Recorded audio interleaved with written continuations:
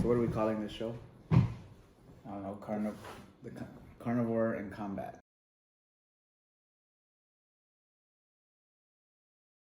Hi guys, welcome to our YouTube channel. We're gonna talk about some ideas that we have, some announcements, some cool stuff we did a week ago, some cool stuff we did this week, and some stuff we're about to do next week. So I'll first introduce me. You know who I am. I'm Tony Cáceres. I own Team Cáceres Jiu-Jitsu here in the Triangle in North Carolina. We've been doing a lot of competition prep for the students, so we're gonna talk a little bit about that. So my name's Fernando. A lot of people call me Fernie, or Fern for short. I've been doing jiu-jitsu for a while.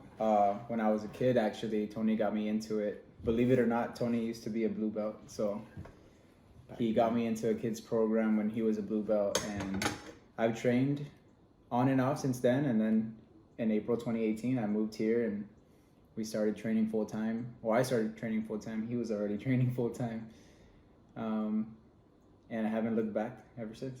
So awesome. So let's talk about what we're doing. So guys, we're eating steaks. Yep. He's got a sirloin steak. I have a ribeye, about 12 ounce ribeye. We're doing a carnivore diet. There's been a lot of cool stuff and research about carnivore, so we decided to eat our steaks and give you updates on what's going on with our YouTube channel, with our school, and some of the fun stuff that we're doing that I'm pretty excited about. If you see me looking back and forth to the laptop, it's because I've got a bunch of stuff that I'm about to talk about that I think is really exciting. So first and foremost, we're eating these steaks, having a good time, and we want to talk about this stuff while we eat these steaks. So excuses that we're in and out of eating our steaks. We also have our culture. We have some Pico De Gallo here.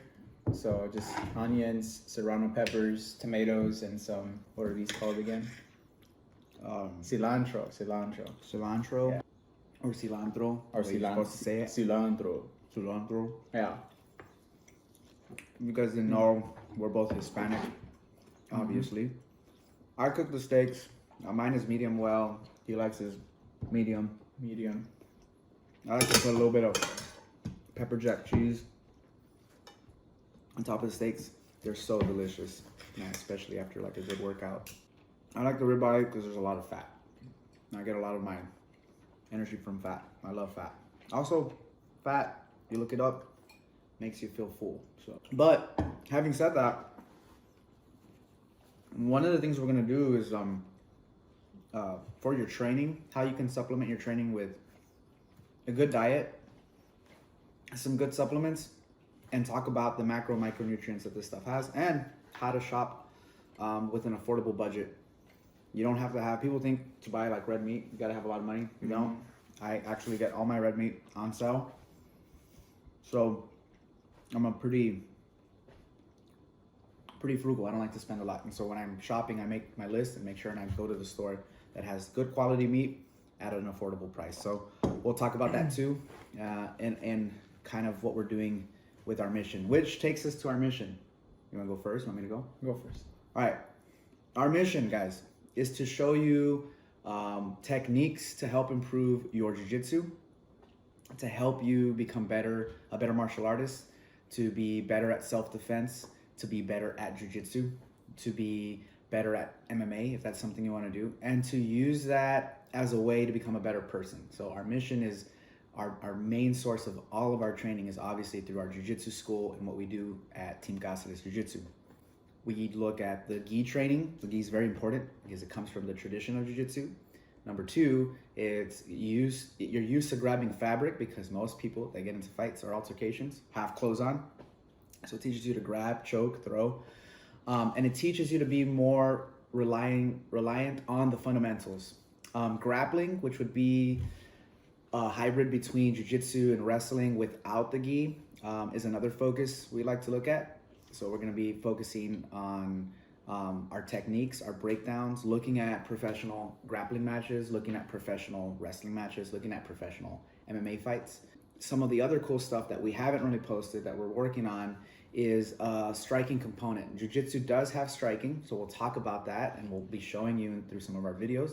But we'll also be doing some cross-training with MMA, boxing, Muay Thai, traditional martial arts, and strikes that you can work on at home or at your local gym.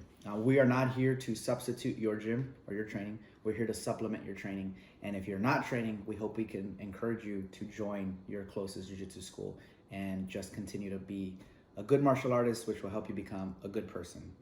And then finally, part of our mission is not only to show these breakdowns and these techniques, but to give you a little bit of insight into what we do on the mat and off the mat. And so you see a lot of our videos are on the mat. This is we're gonna make some announcements that'll help kind of give you a heads up of what we're doing off the mat, from diet, nutrition, to strength and conditioning, to proper supplementation, to some of the stuff that helps us become a better martial artist moving forward. And then finally, we've been really focusing on content for you guys with our YouTube channel. And so with our YouTube channel, we're looking at making sure that you guys are constantly learning. And so we want to continue to give you good content. And so we want constant feedback. So we want you to ask questions. We want you to tell us what you all want to see with these videos. And we're opening our scope from jiu-jitsu to more striking, martial arts, and having conversations with other martial artists. And so that's kind of our mission. I don't know if I missed anything. A big part of following kind of like what we do outside of the gym is a big thing, because I think, you know, a lot of our videos will show kind of what we're doing at the gym, the techniques, the training, and even the conversations about the UFC fights and stuff. But I think there's a lot more to the training where, you know, we'll go and we'll lift, you know, and we're not just lifting whatever, you know, we actually have a plan of how we're lifting, and we're being strategic about it, because we want to be able to do movements and lifts that are gonna complement our jiu-jitsu. First things first, it's been about a week, UFC 261 results. We did a live stream, live show with my friend Marshall Mind. I'll post his link. Do me a favor and subscribe to his channel. He's got great content, and he talks about MMA, UFC a lot. And Fernie has his own YouTube channel, does a lot of jiu-jitsu videos. He's actually the main guy behind the YouTube channel, behind the camera, who does all the editing, does all the content stuff. So we're gonna have his YouTube channel also out. You do a favor and look at his YouTube channel. It's got great jiu-jitsu content. But Marshall and I did a live stream last week on UFC 261. Crazy results. This is the first UFC with a crowd in about a year, probably a little bit over a year. The last UFC that had a crowd was March of 2020. After the pandemic, or during the pandemic rather, the UFC decided to do in-house, no fans, everything was indoors. Well, they just did their first event last week, and I have the results in front of me here, so we're just gonna talk about that. It was a crazy, crazy, crazy UFC pay-per-view, sold out arena. And Marshall and I we did the live stream, and you have to understand, if you go back to the live stream, and I'll share the live stream with you guys, I had to hide my reactions because I got a lot of comments for my reactions being dumb or dull or whatever. So it's not like I care what those people think, because I don't have to explain anything. But to the viewers, so they understand why I was responding the way I did, was because my stream was 7 seconds ahead of Marshall's stream. So I'm watching the fights, and I had to make sure that I didn't react to give away too much. And a lot happened. I'm talking about knockouts, broken legs, as you guys know. I mean, so much happened. And so I tried to do my best to hide my reaction. And of course, people still complain. You know, they said I responded, that had a stupid response or whatever. It didn't matter. That's the reason why, because I couldn't fully respond, because then if I yelled out of my seat, Marshall would know. And I was trying to do my best to respect his viewership and making sure that I didn't mess it up for him or the audience. Every time something happened, I had to just sit in my chair and just stay quiet. I couldn't yell. I couldn't look away, because then that would be too obvious. I literally just froze. And there was a point with the Weidman fight, I still reacted, and then I felt my reaction, and I came back. Yeah. So, just want to talk about that before we go and talk about the results. Crazy results. Marshall, you're seeing this. That's why my reactions were dull and boring, because I didn't want to ruin it for you or your audience. It was your show. And so I did my best to behave and not react. Now, We're talking about doing another fight companion with Marshall. But I think I'm gonna be in person because then there's no there's no drag, there's no, stream that's ahead of the other, and I can finally react the way I want to react without ruining it. That way I won't have a dull reaction like some of the people said. So anyway, the first fight on the main card, Anthony Smith, Jimmy Crute. Okay, if you guys look at the fight, I don't know if you're a longtime UFC fan, you know who these guys are. I'm actually a very long-time UFC fan, and then I disconnected and I just focused on jiu-jitsu. So I know who Anthony Smith is. I knew him from previous fights, and I knew him because he's actually on the ESPN. He does a lot of the breakdowns. So I kind of knew who he was. Jimmy Crute, to be honest, had no idea who it was. But when the fight began, it was, a lot of back and forth. It's the main card. Anthony Smith hit him with some low leg kick, messed him up bad. There was obviously some previous injury, maybe nerve damage, and Jimmy Crute couldn't walk on it. They call the fight. The right decision was to call the fight. And if you see it, he couldn't move his leg. That was crazy. This is how the main card started, by the way. And so when I talked to Marshall, he was already like, dude, this is crazy. This is already kind of weird the way this fight. And it actually set the tone, as Marshall had said previously. It set the tone for the night because it was a crazy night. People have not been in an arena to watch UFC fight in more than a year. So it was very weird for us to see this now. People without wearing masks, for example. Seeing a sold out arena in Florida. So that fight set the tone. Anthony Smith gets the win. Jimmy Crute could not move his leg. I mean, it's literally like just from that leg kick, he couldn't move his leg. Something happened. It looked like a serious injury. So he goes on to win it. The next fight, here we go. The next fight, it's crazy. If you guys know, Chris Weidman is former UFC champion, famous for beating the unbeatable Anderson Silva. I'm a huge Anderson Silva fight fan. I remember seeing him when I was younger, growing up in jiu-jitsu. Anderson Silva is a black belt in jiu-jitsu, Muay Thai fighter, comes from Brazil, part of that old school shoot box style. And he loses to Weidman years ago, what people thought was a fluke because he's showboating and Weidman lands a good right. They fight again, and it's a freak accident. I don't want to bore you with the history, but anyway, Anderson Silva breaks his leg, kicking Chris Weidman's Muay Thai check, right? He just checked the leg. It's an ugly, ugly break. Fast forward, Chris Weidman becomes champion, wins, defends the title, loses, and then just has a string of bad luck. And Marshall can really break down this next part because this is the part where the stream was like ahead on my part. So the fight begins, and they don't even really engage. They're just measuring each other out, and Chris Weidman throws a low leg kick. And the weirdest, most bizarre thing happens. He breaks his leg. He breaks his leg almost exactly the same way Anderson broke his leg against Chris Weidman. So it's just a weird feeling. It happens, and I'm trying to hide my reaction. And I can't. I say something, I yelp. I don't even remember anymore. And I'm like, oh gosh, like Henry is emotionally connected to Chris Weidman. He loves this guy for good reason. Former champion, he has the tools to be a champion again, definitely. But just as bad luck after bad luck after bad luck. So this happens. He breaks his leg. He doesn't even know his leg is broken. And as he lands on it, he's got no foot to land on. The foot is hanging. It's just a weird... I don't get grossed out with that stuff. A lot of people do. I could rewatch it and see what happened. I don't get grossed out. I don't know why. So when he lands on it, he's completely in disbelief. He's in complete pain. And Uriah Hall could not believe it. He's just like, you could see him get emotional, almost like he wants to break down. And I almost wanted to break down. This is so sad for Chris Weidman. Had a successful surgery, loses by TKO. It's going to be at least a year before we see him, if we do see him. Knowing he comes from a wrestling background, he has a heart of a champion, I think he'll be back. I don't know if there's anything you want to add about that fight, but I do want to add that 7 seconds is a long time, like for that stream to be ahead. Yeah. So that's a long time to hide that reaction.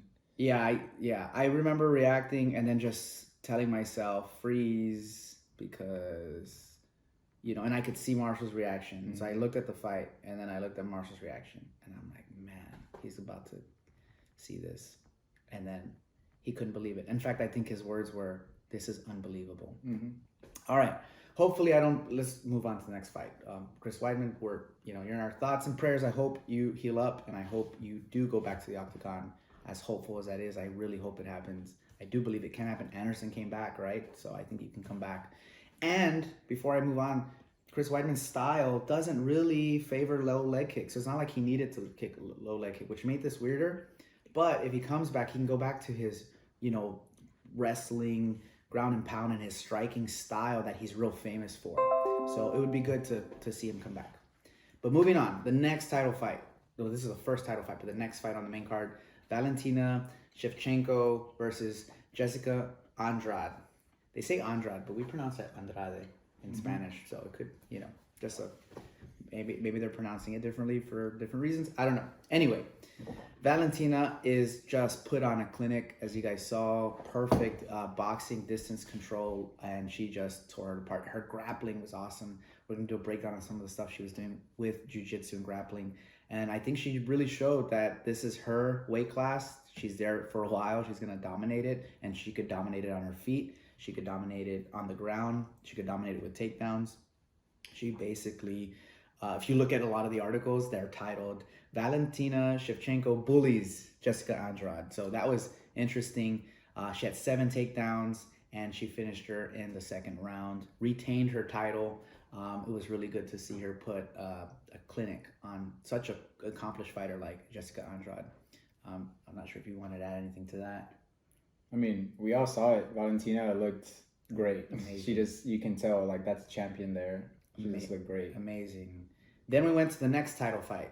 Rose Namajunas, sorry if I butchered her name, and Zhang Wiley, I think it's Wiley. Mm-hmm. This was a crazy fight. Rose has been out, Thug Rose. And I remember following Thug Rose's career when she wasn't champion to like now.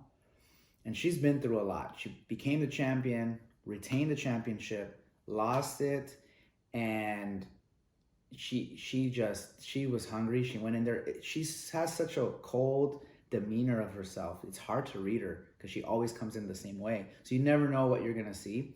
But she's definitely has the heart of a champion. Wiley, however, I hopefully didn't butcher it, was the reigning champion, had defended the title. I mean, obviously, amazing striking.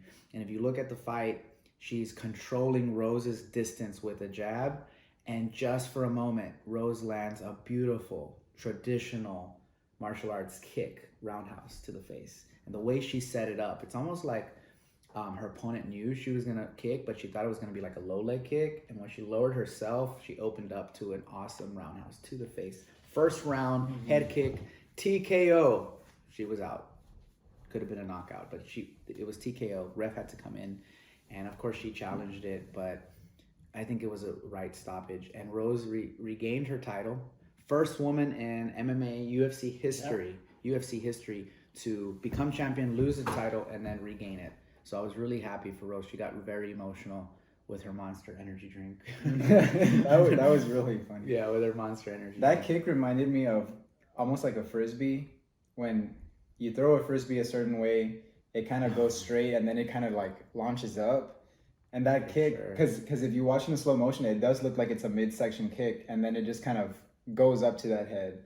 Yeah, that's really a good point. Kick. Her kick, yeah, it does. It for a moment, it looks like it is a low kick or mid kick, but then it makes its way to the head.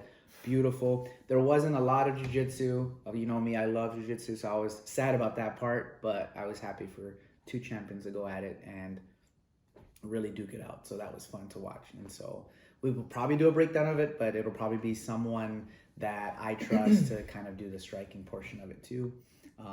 The next fight, because that was the second title fight, the third and final title fight, was Kamura Usman versus George Masvidal. And just to let you know, like, Masvidal, he's a good fighter. The problem, and I said this before the match, was his inconsistency. He's just not consistent. Like, he looks great some fights, and then he looks terrible some fights. So I was worried about him. Usman is the champion for a reason. He's retained the championship for a reason. He's the real deal. And as Marshall said, he made a statement. He made a big statement because he knocked out a knockout artist. He knocked out a striker, which a lot of people for a while were doubting Usman if he could do that because they were calling him more of a ground and pound guy. So fight comes in. Masvidal is just kind of, messing around a little bit. Usman lands some beautiful body jabs that kind of really, really made Masvidal react a certain way, and those body jabs kept hitting, and he would follow up with after he would land a body jab, he would come right with a cross, and that cross would miss sometimes and land right on the shoulder, and they were doing damage. Masvidal would joke about it, and Marshall kept saying, Masvidal needs to take this seriously. Like, he needs to stop laughing and acting cool and acting like, oh, it's no big deal. And sure enough, second round, Usman lands a beautiful jab. Masvidal laughs about it. He comes right back with that same combo. Jab, cross, right on the button, knocked out. He was out. Usman was all business that night. He was all business. And as Marshall said, that cross came all the way from Nigeria. That was a power shot for the money from his country. My gosh, it was crazy. Very happy for Usman. He's the real deal. He's a good dude, humbled, put the title over his father. Think of how proud his dad is. They're like, man, my son just gave me this belt to wear around my waist. Think about how proud his father was and is. So real proud, Usman. That was a fight. Took me a while to recover from that. It was crazy. Marshall immediately did a recap, which was an awesome. You can check it out on his YouTube channel. And we just were kind of, it was a crazy night. It was a crazy night. And that just opened up the UFC back with fans. Welcome home. A welcome home, it was a welcome home. Here we are. And then exciting news, we're adding a section to our YouTube channel. I've been working on this project for a long time. Bernie already knows what I'm talking about because we've been talking about this. Should we tell them? I think we should maybe make them wait a little bit. Okay, for real? Nah, let's tell them. We tell them? Yeah, let's tell them. Okay.